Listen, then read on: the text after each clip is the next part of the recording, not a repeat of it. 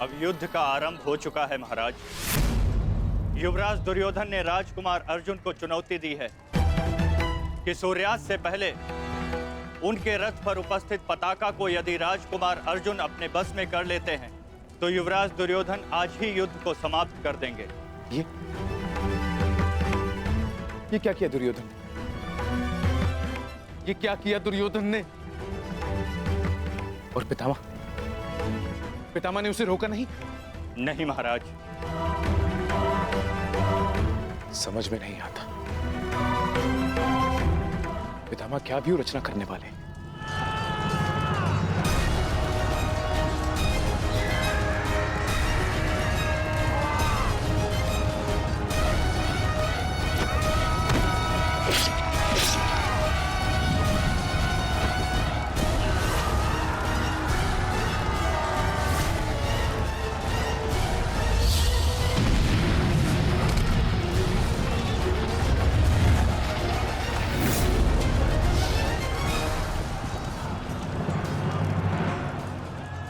देख रहे हैं पितामह, पांडवों की सेना वज्रव्यूह का रूप धारण करके आगे बढ़ रही है।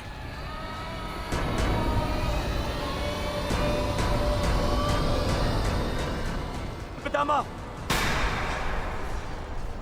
पितामह, सुन रहे हैं आप? याद भी है कि यहां क्या चल रहा है? पितामह, आप क्या कर रहे हैं? आप कौरवों की सेना के सेनापति हैं। हम सबको आपके आदेश की प्रतीक्षा है पितामह। कुछ बोलिए पितामह। हम कुछ नहीं करेंगे गंधार राज।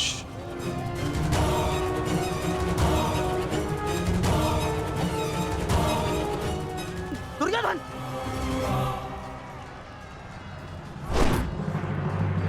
देखना अभिमन्यु, पताका मैं ही लेकर रहूंगा। तुम्हें गंभीरता से ना लेने के लिए क्षमा करना मित्र, परंतु मुझे स्मरण है जब विराट की युद्ध भूमि पर तुम मेरे पिताश्री अर्जुन के साथ थे तो वहाँ क्या घटित हुआ था। समय बदल गया है अभिमन्यु, और हालात भी। अब केवल विषय वर्तमान का ये युद्ध है। देखना, मैं यह पताका लेकर ही रहूंगा। ठीक है, तुम पताका ले आना और मैं स्वयं तुम्हें शिविर तक उठाकर लेकर जाऊंगा। सारथी, शीघ्रता करो।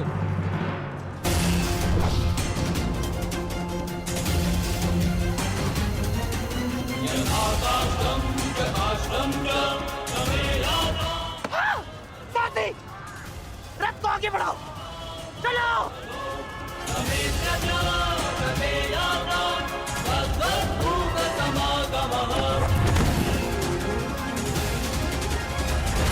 पितामह, कुछ तो बोलिए। अब मौन क्यों है? कुरुक्षेत्र में प्रवेश के पश्चात तो आपने वचन दिया था, वो याद है आपको? मुझे अपना दिया हुआ हर एक वचन स्मरण है दुर्योधन। तुम्हें मुझे स्मरण कराने की कोई आवश्यकता नहीं। सारथी, वज्र की ओर चलो।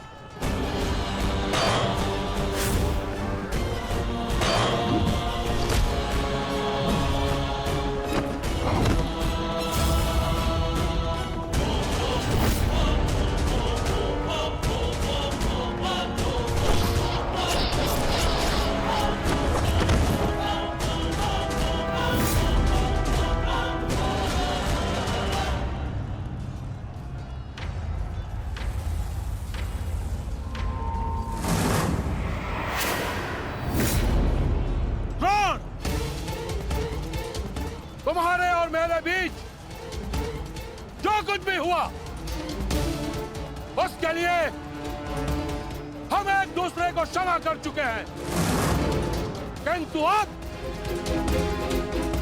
मेरे पास तुम्हारे साथ युद्ध करने का कोई भी कारण शेष नहीं है। कारण है द्रुपद, तुम्हारी पुत्री द्रौपदी का वस्त्र हरण।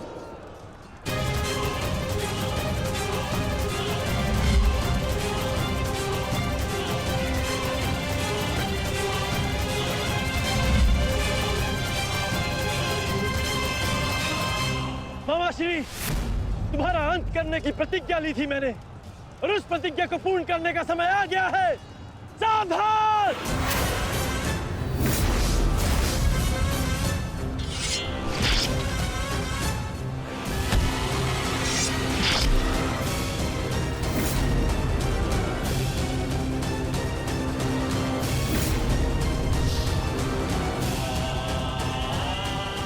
सावधान द्रोण!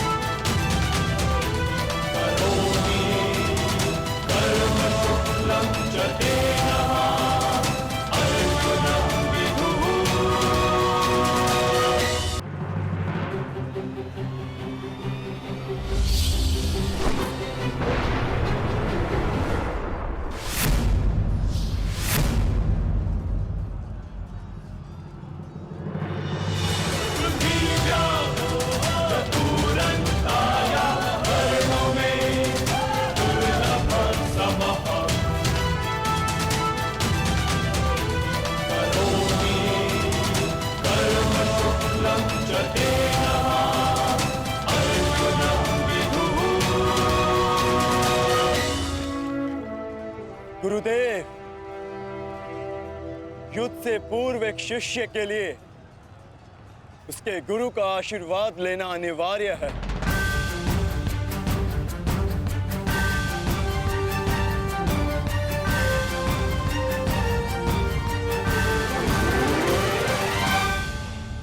मेरा आशीर्वाद सदैव तुम्हारे साथ है अर्जुन।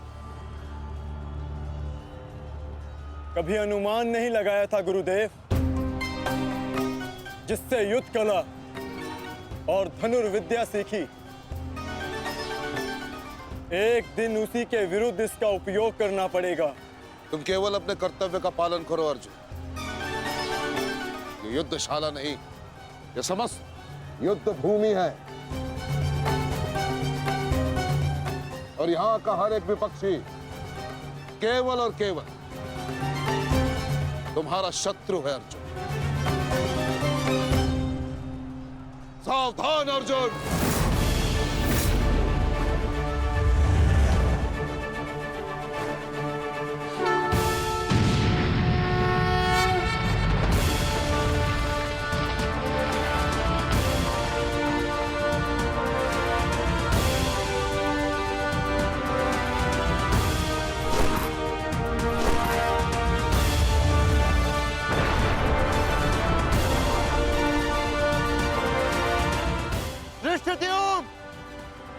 गुरु द्रोण अर्जुन के मार्ग में आ रहे हैं। वज्र के आगे बढ़ने के लिए अर्जुन के मार्ग की बाधा हटानी होगी। जाओ, जाके अर्जुन की सहायता करो, जल्दी।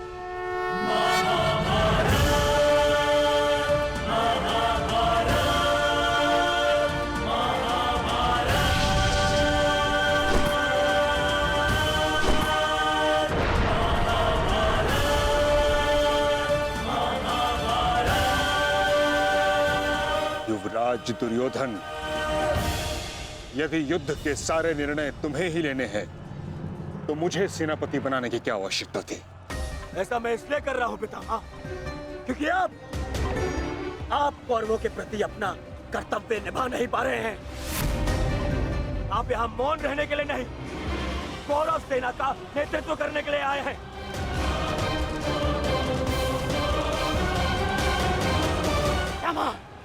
पांडव सेना हम पर हावी हो रही है, और पांडव सेना पर आक्रमण करने के लिए आप हमें रणनीति क्यों नहीं बता रहे हैं? बताइए।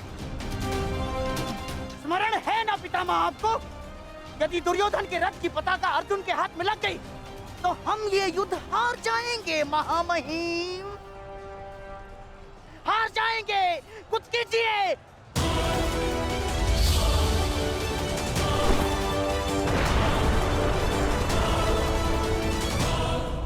युवराज को मैंने ऐसे व्यर्थ वचन लेने के लिए कदापि नहीं कहा था। अब युवराज दुर्योधन को इसका परिणाम स्वयं भुगतना होगा। और रही बात मेरे आदेश की, तो अभी आक्रमण में समय शेष है। ये कैसी बातें कर रहे हैं आप?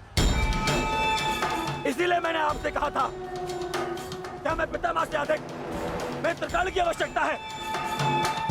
अब देखिए, देखिए क्या स्थिति हो गई है हमारी।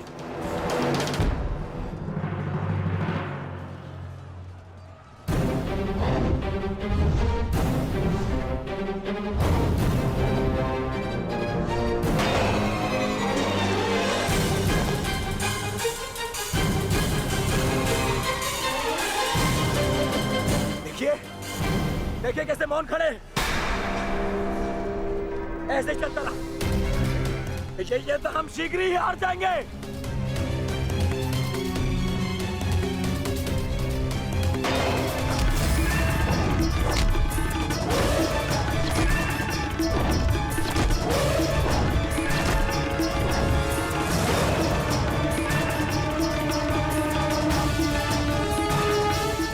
मेरे पिताश्री के पास जाकर पुनः युद्ध कला सीखो भीम। स्मरण हो रहा है कि प्रतिशोध की आग में तुम युद्ध कला भूल रहे हो। यदि तुम मेरे हाथों जीवित बच का शोध थामा तो मैं अवश्य ऐसा करूंगा।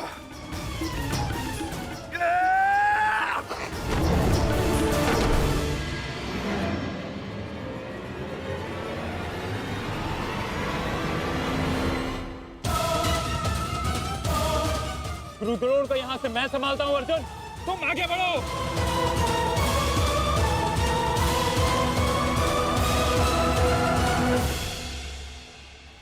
आगे बढ़ने का समय आ गया है पार्थ।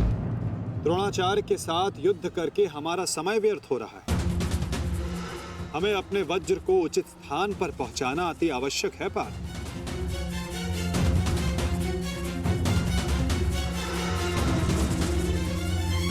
जैसी आज्ञा माता। चलिए आगे बढ़िए।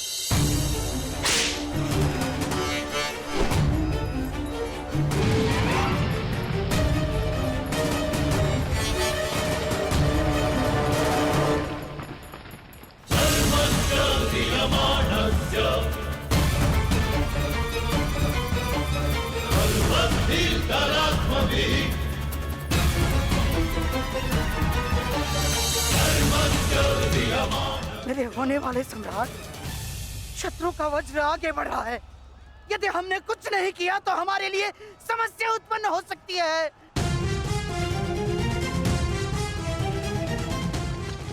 कुछ करो मेरे होने वाले सम्राट, कुछ करो।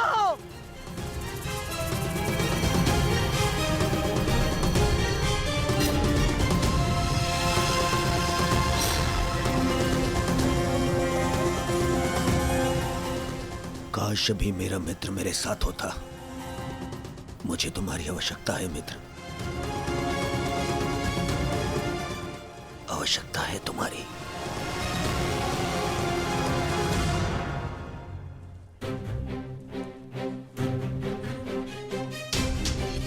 ये कैसी अनुभूति है। ऐसा प्रतीत हो रहा है जैसे मेरे मित्र को मेरी सहायता की आवश्यकता है।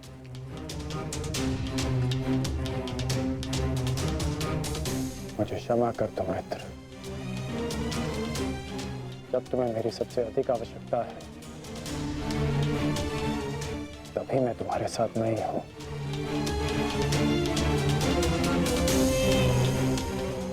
सैनिक, जाओ जाकर पता लगाओ कि युद्ध में क्या चल रहा है। जो आज्ञा महाराज।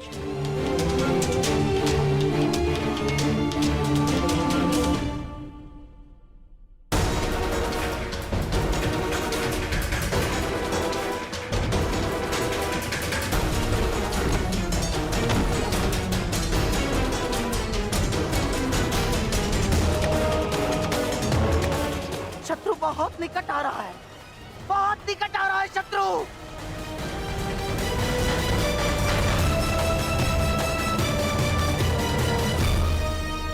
माधव,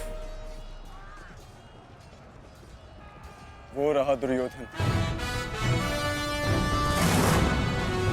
उसे बंदी बनाने का समय आ गया है।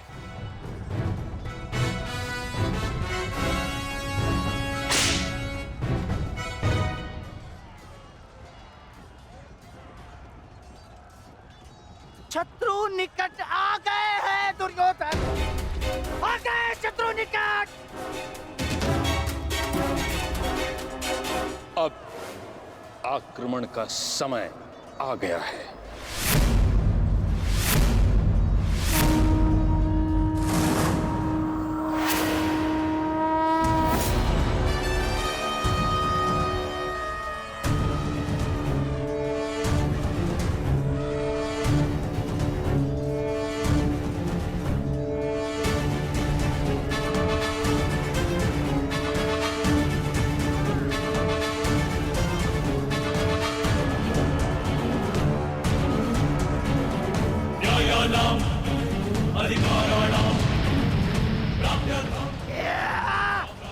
आओ, आओ मेरे प्यारे बंधु, आजा।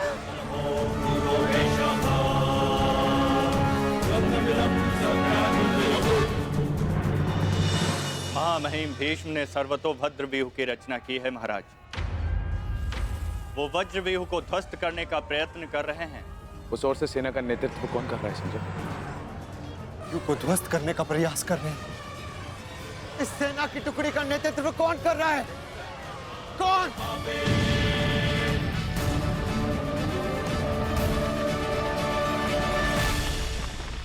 वज्र पर चारों ओर से आक्रमण कर दिया गया है।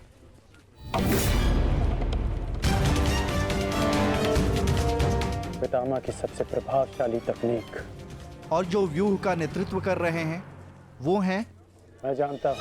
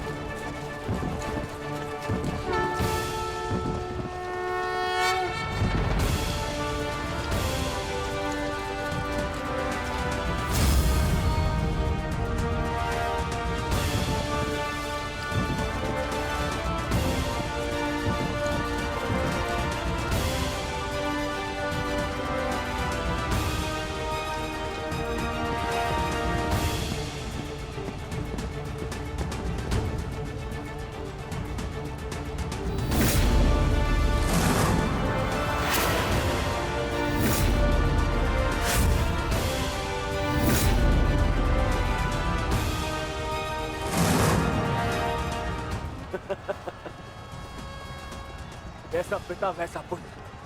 अद्भुत, अद्भुत वृषसेन।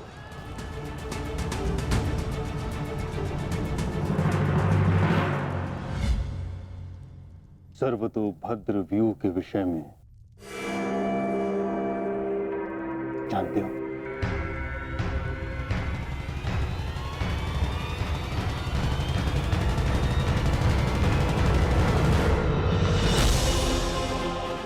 जी महामहिम, पिताश्री ने आपकी इस रणनीति के विषय में अवगत कराया था। इस व्यूह के अनुसार शत्रुओं के अधिकतर व्यूह को तोड़ा जा सकता है। और क्या जानते हो? इस रणनीति के अनुसार एक ही समय में चारों ओर से शत्रु व्यूह पर आक्रमण किया जाता है और सेना को छिन्न भिन्न करते हुए मध्य तक पहुंचा जाता है ताकि शत्रुओं को कहीं से कोई सहायता न मिल सके। परंतु सेना का नेतृत्व केवल एक कुशल योद्धा के हाथों में होना चाहिए। और वो योद्धा ऐसा हो शत्रु जिसका अनुमान भी न लगा सके। उसकी युद्ध शैली कभी पहले देखी न गई हो।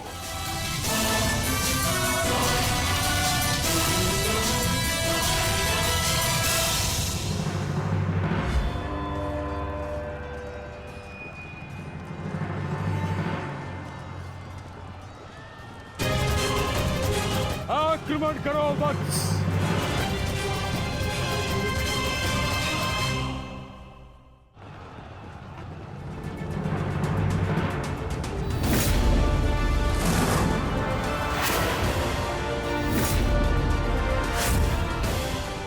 सत्य कहा दुर्योधन, सत्य कहा तुमने। जैसा पिता वैसा पुत्र वृषसेन।